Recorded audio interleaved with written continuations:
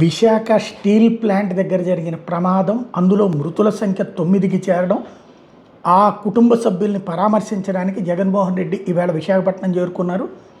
ఆయా కుటుంబాలని పరామర్శించారు. అక్కడ ప్లాంట్కి సంబంధించినటువంటి ఉద్యోగ సంఘాల వాళ్ళు తనకి తెలియజేసిన విషయాల్ని ప్రత్యేకించి ప్రస్తావించుకొచ్చారు. మేము అధికారంలో ఉన్నప్పుడు 28,000 మందికి పైగా ఉన్నటువంటి సిబ్బంది ఇప్పుడు 18,000 అంటే దాదాపుగా 10,000 మంది వరకు తగ్గిపోయారు. ఎందుకు తగ్గారన్నటువంటి పాయింట్ రైజ్ చేసుకొచ్చారు. అదే సందర్భంలో ఏదైతే తాము అధికారంలోకి వచ్చిన తర్వాత అంటే ఇప్పుడు ₹1 కోటి పరిహారం మేము ఎల్జీ పాలిమర్స్కి ప్రకటించాం. ఇప్పుడు వీళ్ళు చూస్తే 25 లక్షలను సరిపుచ్చుతున్నారు. మేము అధికారంలోకి వచ్చాక ఆ 25 లక్షలకి ఇస్తామని ప్రకటించుకొచ్చారు. బాధితురాలికి ప్రతి బాధితుడికి చెప్తా ఉన్నా, ప్రతి అక్కకు, ప్రతి చెల్లెమ్మకు, ప్రతి బాబుకు చెప్తా ఉన్నా, బాధపడాల్సిన పనుల కొంచెం ఓపిక పట్టండి. దేవుడి దయతో మన ప్రభుత్వం వచ్చిన వెంటనే ఒక నెల తిరక్క మునిపే ₹1 కోటి రాష్ట్ర ప్రభుత్వం తరఫు ఇచ్చి ఆదుకుంటామని చెప్పి ఖచ్చితంగా చెప్తా ఉన్నాం. అందులో మీకు కూడా ఉంటారు తల్లి. అందులో మీ కుటుంబానికి కూడా ఖచ్చితంగా అది వర్తింపజేసేట్టుగా కూడా చేస్తామని కూడా చెప్తా ఉన్నాం. అది రాష్ట్ర ప్రభుత్వం తరపునే ₹1 కోటి ఇస్తారు. స్టీల్ ప్లాంట్ ఇప్పుడు వాళ్ళు డబ్బులు ఇస్తున్నది రాష్ట్ర ప్రభుత్వం తరపున ఎక్కడిది అనేది చెప్పలేదు. మామూలుగా అది స్టీల్ ప్లాంట్ తరపున ఇప్పిస్తారు. సహజంగా కేంద్ర ప్రభుత్వం తరపున, మోడీ ప్రభుత్వం తరపున ₹2 లక్షల వచ్చేసారు. రాష్ట్ర ప్రభుత్వం తరపున 25 లక్షలు ఇస్తున్నట్ట, స్టీల్ ప్లాంట్ తరపున ఇస్తున్నట్ట, రెండు వేరువేరా లేదా అన్నీ ఒకటేనా అన్నది తెలియలేదు. ఇప్పుడు తాను అధికారంలోకి వస్తే మొదటి నెల రోజుల్లోనే ₹1 కోటి పరిహారం అన్నటువంటి ప్రకటన చేయడం అన్నది సంచలనం సృష్టించింది. దాంతోపాటుగా నిర్లక్ష్యం చేస్తున్నారు, కావాలని దాన్ని దశల వారీగా ప్రైవేటైజ్ చేస్తున్నారంటూ కీలకమైన తీవ్రమైన వ్యాఖ్యలు చేసుకొచ్చారు.